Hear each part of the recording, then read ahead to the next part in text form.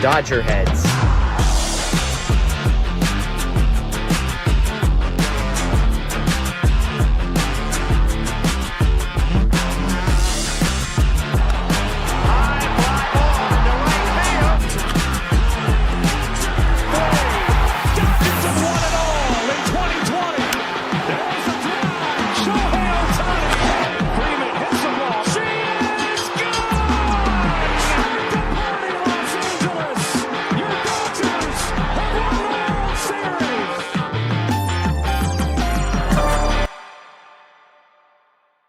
Good morning, everybody. Welcome into DodgerHeads presented by DodgerBlue.com. My name is Jeff Spiegel, and yes, the time starts with the 5, and we are here.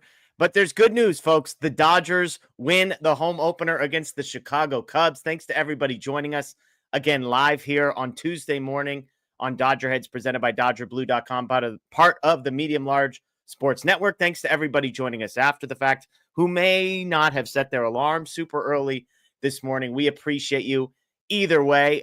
Blake Williams may be joining us live from Tokyo, depending on how some things go as far as post-game stuff. But we're going to be hanging out here for a bit. So thank you. We're on coffee cup number 2 for those who are wondering, trying not to wake up everybody else in my house who it's pitch black outside. And so they're still sleeping. But on a day that started off poorly, we wake up with some news that Freddie Freeman has left rib soreness and gets scratched from the game, but it ends positively, if you can say that anything ended at 5:53 in the morning, with the Dodgers coming out with a 4-1 win over the Cubs. Yamamoto was fantastic. We'll talk about that. The bullpen was fantastic. We'll talk about that. And the offense, does enough. Let's just say nothing overwhelmingly positive there. Only 7 hits for the Dodgers, but they draw 8 walks, 15 base runners. That'll do the job when your pitching allows exactly 0 hits in the last 21 guys to put the ball in play. So good stuff for the Dodgers all the way around. Again, thanks to everybody hopping on live on YouTube, on Facebook, on Twitter. We greatly appreciate it. Again, Dodgers win 4-1 as pitching dominates. And to me, if for those who didn't watch the game, for those that are hopping in and processing this in real time, to me, pitching is the storyline here. Yoshinobu Yamamoto, a guy we've talked a lot about on this show, a guy that Matt and I both think might be the Dodger who finishes highest in Cy Young voting, a guy I've talked about. If you take out the very first start he had last year, yes, it was only 89 innings that he got to throw after that, but he had a top 6 ERA in Major League Baseball, the strikeouts per 9, almost 10.5. Those are elite numbers for a guy the Dodgers gave the biggest contract in Major League history to a starting pitcher at the time.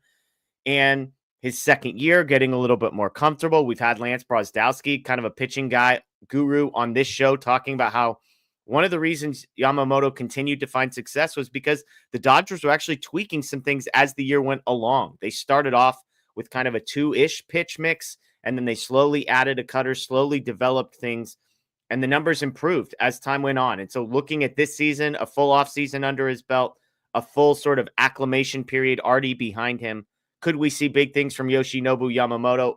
The answer is apparently yes. 5 innings, 3 hits, 1 earned run, 4 strikeouts for Yamamoto. And when you go beneath the surface, it's even better. 72 pitches for him, but here's some of the key numbers that I highlighted over on social media. Last year, the fastball, 95.5, 95.6 miles an hour. Today, 96.8 was the average velocity on that pitch. Now, is that a small sample size? Are we dealing with something that is going to be sustainable? Remains to be seen. Maybe this is in Japan, opening day, feeling a little froggy, as Joe Davis likes and Oral Hershiser like to say, and maybe that's the reason. But the fastball was effective. No whiffs on the fastball, but he got 9 called strikes with the fastball, including the last pitch that he threw, a 96 mile an hour that just painted the top of the zone to close out the 5th inning. Part of the reason the fastball was so effective because the splitter was untouchable. 19 swings on the slider. He got 9 whiffs, a 47% whiff rate for Yamamoto on that pitch. The splitter was being thrown hard, 94 miles an hour. And again, another number to watch as the season goes on. We talked a lot about Roki Sasaki's splitter and how much horizontal movement. Yamamoto's horizontal movement today averaged, I believe it was 13 inches, which is 4 inches more than he averaged on that pitch last season. So if you've got a guy who the fastball velocity up almost 1.5 miles, you've got the splitter velocity that is up, and you've got a splitter that is moving more. That's a deadly combination, which is why the fastball is so effective, because guys have to stay honest on it.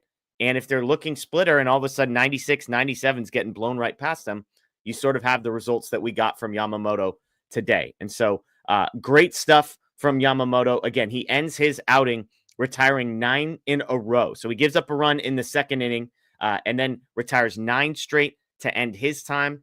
And then the bullpen comes in. Bullpen and Yamamoto allow 0 hits in the last 7 innings. It was Bonda, it was Kasperius, it was Trinan, it was Tanner Scott. 4 innings, 5 strikeouts, no hits, no walks, just the 1 hit by pitch by Blake Trinan on John Birdie, who we will talk a little John Birdie today if you weren't prepared for that. But the Dodgers bullpen, electric. Tanner Scott, 10 pitches, 8 strikes in his first outing as a Dodger, gets the save. Blake Trinan, I know there were some people worried about the spring stuff. The slider looks good. The slider looked filthy. The fastball looked good. He loses 1 two-seamer inside, but other than that, a perfect inning for him. Kasperius continues to be awesome. Anthony Bonda continues to be awesome. So from a Dodgers pitching perspective, I can't emphasize this enough. The Cubs went 0 for their last 21 with 8 strikeouts. 0 for their last 21 with 8 strikeouts, pretty much after scoring that run. Yes, they had the hit by pitch, but that was the only blemish. And so this is a part of the team, the bullpen, the pitching that we believed was going to be a strong suit. The starting pitching, the rotation was going to be awesome. The bullpen was going to be awesome. And it did not disappoint. John, we got a super chat from you. We appreciate $10. Thank you. Good morning to you, sir.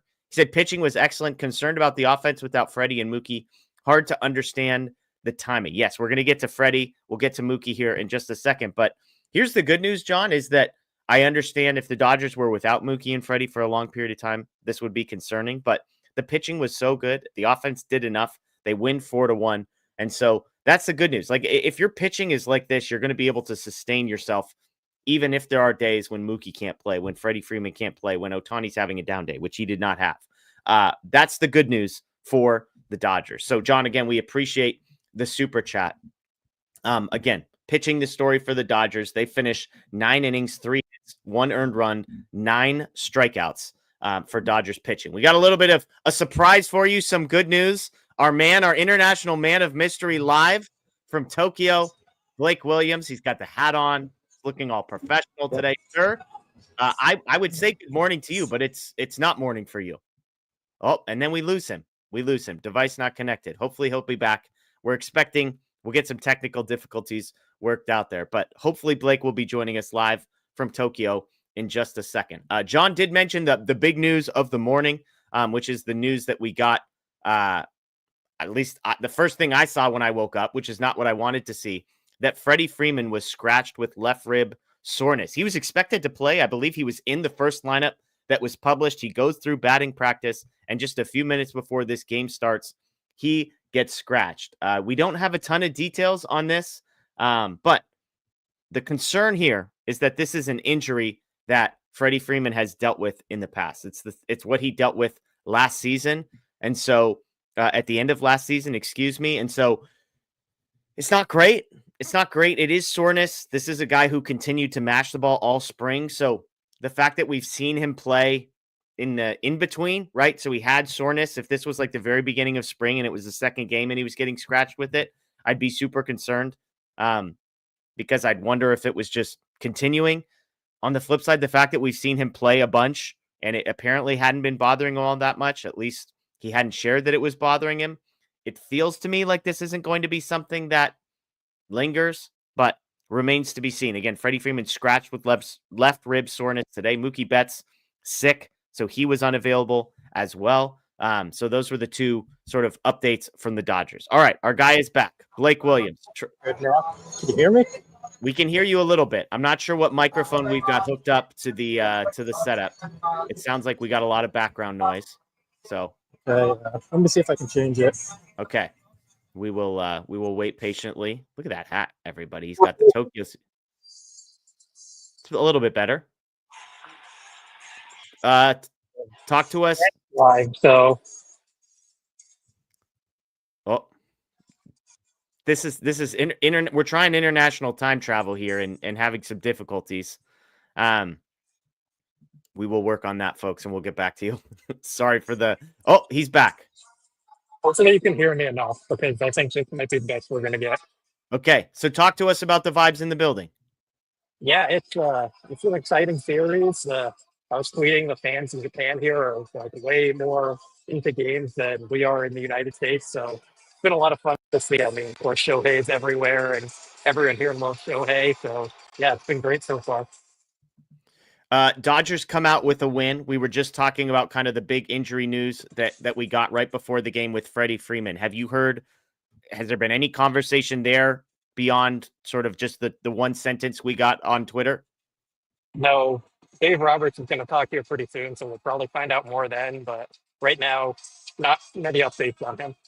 Okay. Does it? I mean, it's just from being around some of the beat reporters, that type of thing. I mean, do people seem concerned? Do people think, it's the first game, no need to take risks?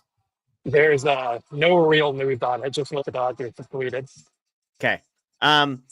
Pitching, obviously the storyline here. Yamamoto was fantastic. We just talked about how the Cubs finished the game 0 for their last 21 with 8 strikeouts. What jumped out to you most about Yamamoto tonight?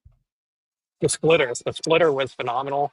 He was getting a few strikeouts with there. Like the Cubs just couldn't pick it up or hit it. It just looked great. The command was there. He gave up the one run in that second inning there, but other than that, he looked pretty unhittable for most of the game. He didn't walk too many guys, just the one walk compared to Imanaga, who was still struggling with his command. So that was really good to see because I think that's the most important thing you want to see from a guy early. Yeah, absolutely. Absolutely. And then, of course, the bullpen comes in. Bonda, Kasperius, Treinen, Scott. For me, the first two guys, Bonda and Kasperius, these would be high leverage guys in most situations. For the Dodgers, they are quote unquote low leverage guys. And yet these guys come in and dominate. Then you go to the big names, Treinen and Scott, and those guys continue to dominate. This has been a storyline. We've talked about how the Dodgers have the best bullpen in baseball. To see it actually on the field in a game that counts and for them to dominate like they did, at least to me, was maybe the most impressive thing short of Yamamoto that I saw. Yeah, I think I'm frozen here. I think might have to change the camera here. Okay, we can still hear you. Let's see. There we It's go. better? We're better. All right. So wait, what were you saying about? Just the bullpen. Talk to us about the bullpen. Like I was joking that on most teams, Bonda and Kasperius are high leverage arms. On this team, they're low leverage arms, and yet the bullpen dominates. Yeah, I mean, they didn't even have to use all their top relievers today. They used a few of them, but I was a little surprised to see them go with Kasperius there in the seventh inning. I mean, he's really good. We're high on him, but with Kirby Yates in the bullpen, who's the guy they signed to be a high leverage guy, and Alex Vesia down there, I thought they'd go with someone like that.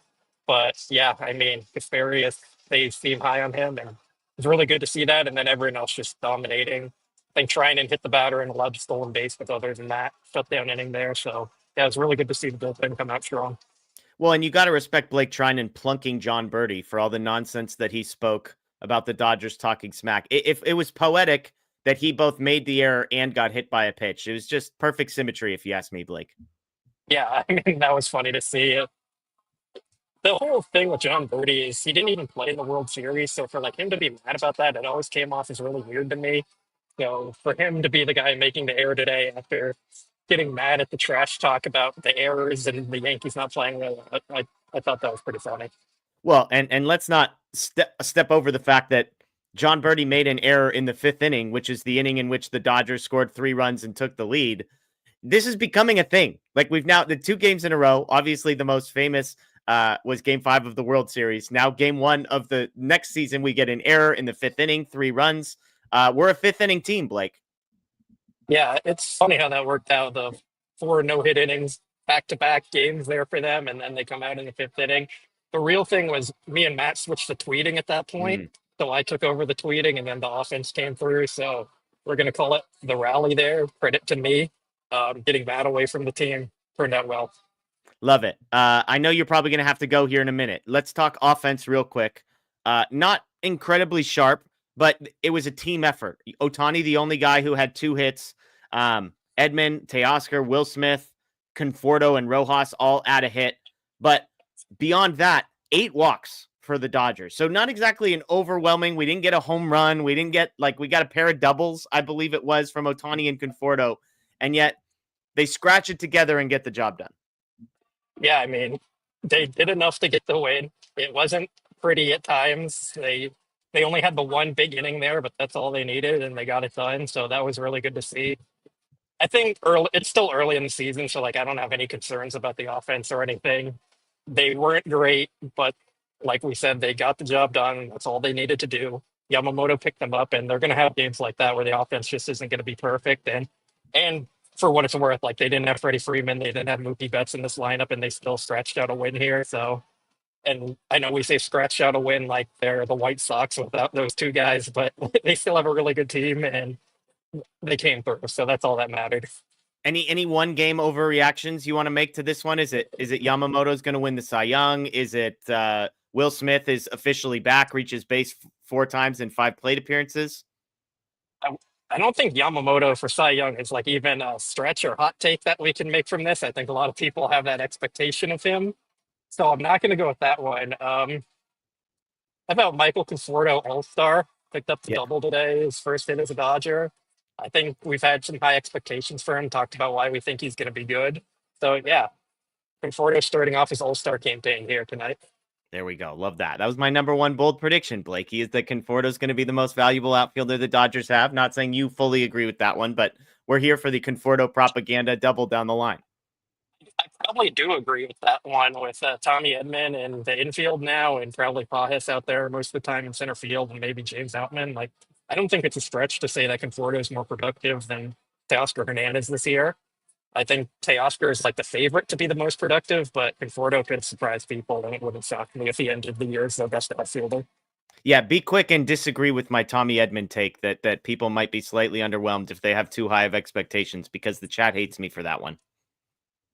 I mean, it depends what you're expecting from Tommy Edman. If you're expecting a league average hitter who's going to play great defense, move around the field, and steal bases, you're going to be really happy with him.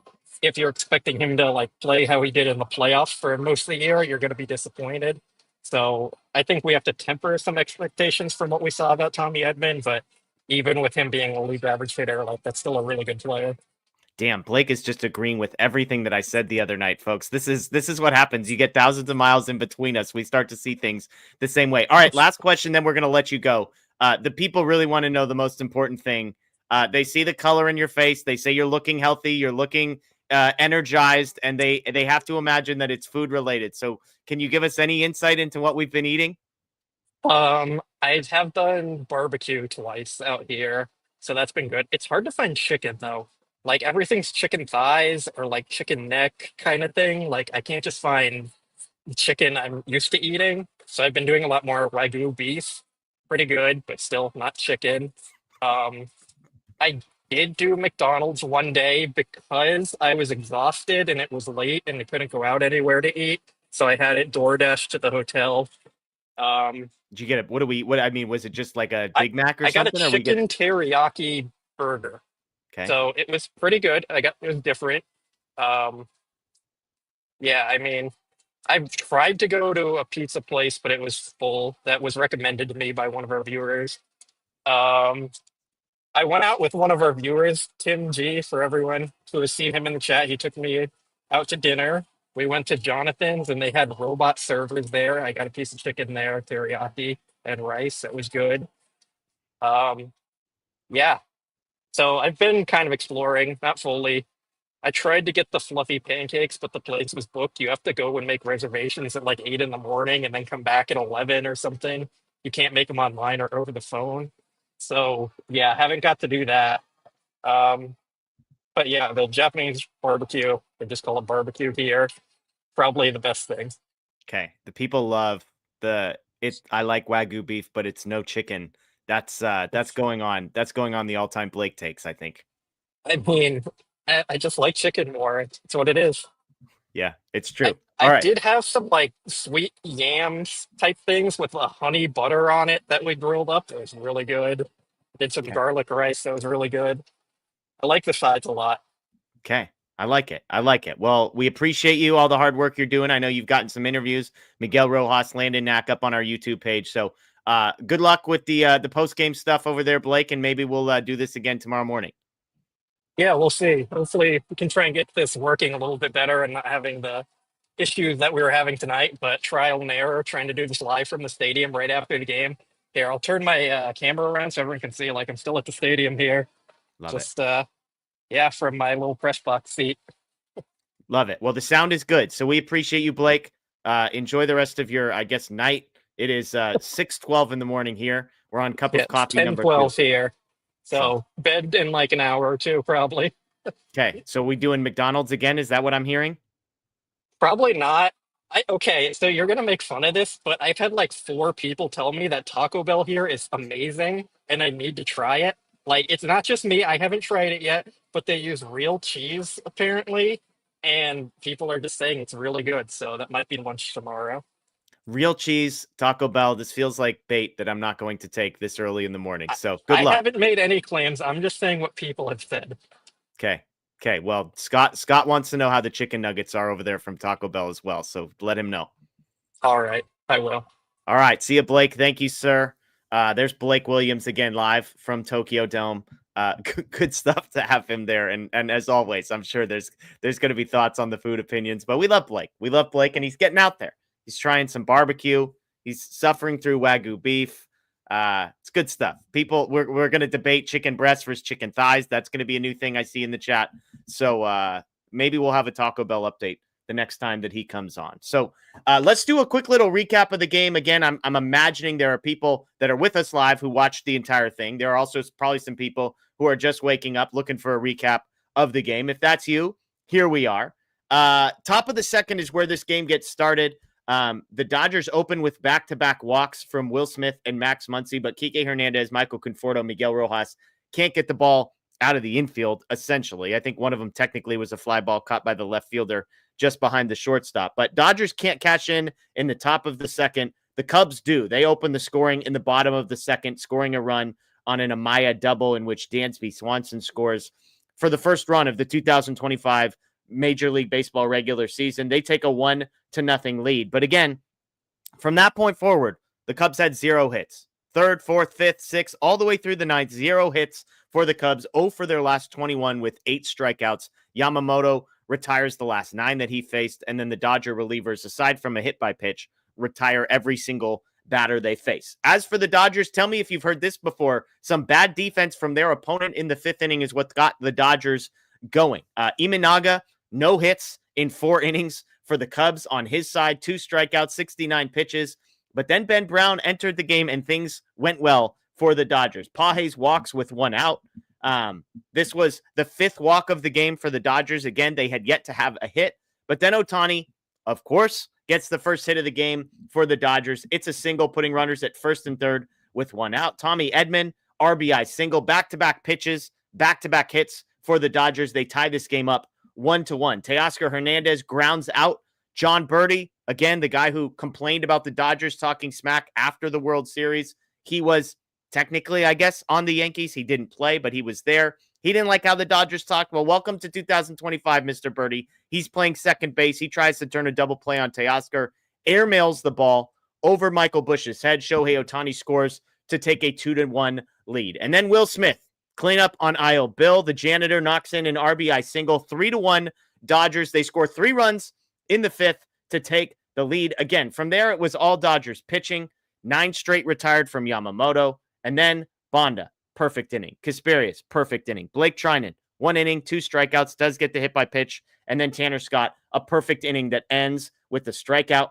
The Dodgers threaten to add, tack on in the top of the 8th, are unable to. But in the top of the 9th, they tack on a 4th run. Shohei Ohtani gets a double, his second hit of the game. Again, the only Dodger with 2 hits. Both of them, by the way, 107 miles an hour or greater off the bat. Teoscar Hernandez singles him in, and it was 4-1 Dodgers. So Dodgers win 4-1. Again, just 7 hits for the Dodgers, but 8 walks. Cubs, 3 hits, just 1 walk. So only 4 base runners allowed by the Dodgers pitchers. 5, I guess, if you count the hit by pitch. So 5 base runners allowed by Dodgers pitchers, but they hold the Cubs to 1 for 7 with runners in scoring position. Dodgers go 3 for 15 with runners in scoring position. Thank goodness we are not discussing that this morning on the show. The story, Yamamoto, the Dodgers pitching. Again, If you go through the box score, Shohei Ohtani, 2 hits. Tommy Edman, a hit and an RBI. Teoscar Hernandez, a hit, a walk, and an RBI. Will Smith, probably the best looking box score. He goes 1 for 2 with an RBI and 3 walks, reaches base in 4 of 5 plate appearances. Good to see from Will Smith, a guy that we all know how the back half of last season finished. Nice to see him get off to a good start, seeing the ball well. Max Muncy with the funniest line of the night. 0 for 3 with 2 walks, but how's this for Max Muncy? He saw 32 pitches by himself today. He reached a full count in 4 out of 5 plate appearances. And of course, the one that he didn't reach a full count, first pitch ground out. So 0 for 3, 2 walks, but he did see 32 pitches in this one. Kike Hernandez, 0 for 5, the only Dodger not to reach base at any point. Today, Michael Conforto, 1 for 4 with a double. Miguel Rojas, 1 for 4. And then Andy Pages, 0 for 2, but walks twice and scores a run. That's the Dodgers box score again. Yoshinobu Yamamoto, 5 innings, 3 hits, 1 earned, 4 strikeouts. Bonda, a perfect inning with the strikeout. Kasperius, a perfect inning with the strikeout.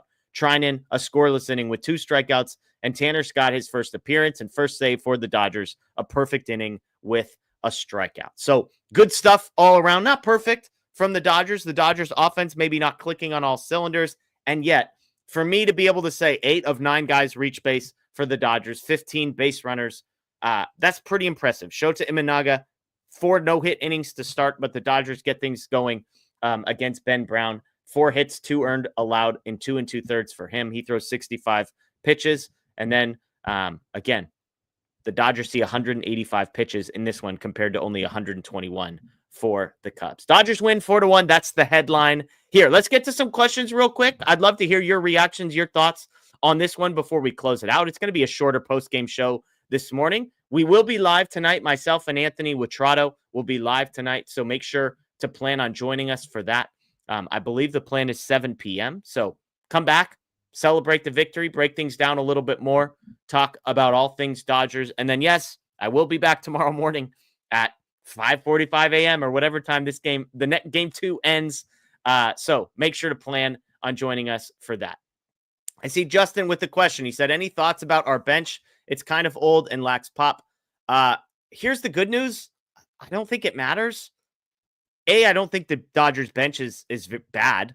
I mean, on today's bench, Kike Hernandez obviously is in the game. Miguel Rojas is in the game. You had James Outman was on the bench. Austin Barnes is on the bench. I think the Dodgers have a pretty set group of guys, 9 or 10 guys that are going to be playing basically every single day. I don't think we're going to see a ton of Chris Taylor. I don't think we're going to see a ton of Austin Barnes. And so if they need pop, they have guys like Dalton Rushing in the minor leagues that they can bring up. And so I've said before, your major league bench matters less than who are the reserves that are available to be called up. The reserves available to be called up, they've got some guys that I think could help. So there we go. Hawaiian Kira says, what do you think the line will be for Roki Sasaki? It's a great question. Obviously, the Cubs offense not clicking on all cylinders, only 4 base runners in 9 innings today. I would guess, I'm going to say 3 innings, 1 earned run, 3 strikeouts for Roki Sasaki. It's going to be my prediction. Maybe 2 hits and a walk, but I think he allows, let's say, a home run at some point. Somebody catches the fastball and sends him deep. So 3 innings, 1 earned, that with 3 strikeouts. That's going to be my guess for Sasaki. Somebody hold me to that. Remind me of it tomorrow. Howie says, was the pause the time clock or someone with a laser pointer? I missed the explanation on this. On social media, it seemed like people were suggesting that there was maybe a laser pointer in center field. But as far as the time clock goes, Yamamoto did get a pitch clock violation to start the game today. So he had that going for him. I believe the 1 walk was actually, that's right. It was Ian Happ, the very first batter of the game, was the only walk the Dodgers allowed. And it was in part because of a pitch clock violation. So there you go. TQT, Kasperius' stuff has ticked up a lot since last year. Any interest in letting him start, or is he just a reliever from this point forward? Let me say 2 things. One is, if you haven't seen it, when we are done here, you have some time. It's only 6:20 in the morning. Go check out the interview that we got to do with Ben Kasperius at spring training. I think it posted about a week and a half ago, because I specifically asked about his velocity and why it ticked up. I asked, hey, is it because you're a reliever, or will you be able to sustain this as a starter? I thought his answer was really, really good, and I would say encouraging. He's still going to be a starter. He is way more valuable to the Dodgers long-term as a starter. I think in the short term, while guys like Evan Phillips, Brusdar Graterol, Michael Kopech are all unavailable, having him and his stuff makes a ton of sense. But I think the Dodgers are going to prefer that he becomes a starter again at some point, and I think he's going to be really good in that role. So good stuff there. Feno says, shouldn't Andy Pages catch that center field hit? Look, everybody knows where I stand on Andy Pages' defense in center field. He was fine tonight. No issues tonight. I keep saying tonight. Tonight there, this morning here. I don't know. No issues. As long as he's not like dropping fly balls and taking the worst line in the history of the world, the bar is very low for him. Don't care 187. Which happens first? Muncy gets a hit or the Padres score a run? Muncy's dialed in. Sees 32 pitches. He's getting a hit tomorrow. Lock it down. Alleluia says, am I crazy for wanting Caspi over May as a starter? You can make the case. Obviously, Kasperius hasn't been stretched out. Dustin May.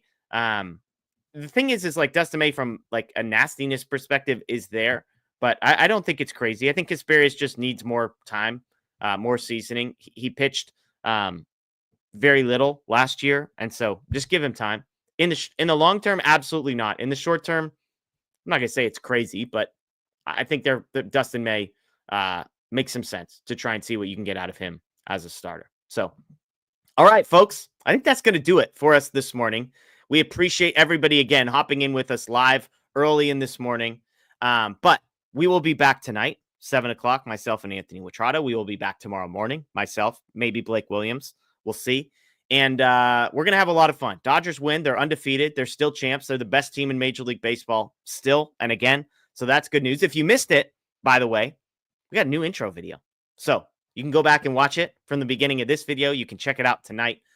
So we're excited about that. We got a couple tweaks we're going to make to it. So you may see a slightly different version tonight and beyond, but it's going to be really, really good. So we appreciate everybody for being patient on that front. We know there were folks excited about a new intro, getting the Chris Taylor highlight out of the ending spot. Now we got Walker Buehler and Joe Davis telling us that the Dodgers are World Series champs. So good stuff all the way around. And no, people asking, we're not taking naps today. Come on. It's 6:24. My 3 small children are probably going to be waking up any moment. We got a full day ahead of us, a 7 o'clock show tonight. We got late night stuff going on, and then we'll be back in the morning. So we'll see. We'll see how we're doing. We're on cup of coffee number 2. That number is going to be much bigger than 2. I'm guessing we're going at least 4 to 6 more espresso shots by the end of the day. And I imagine I will not be the only one. So shout out Dodger fans. Dodgers win 1-0, 4-1 win over the Cubs. Yamamoto, awesome. Bullpen, awesome. Ohtani, awesome. Dodgers get it done. So enjoy the rest of your day, folks. As always, go Dodgers. And yes, even though the season has started, still champs.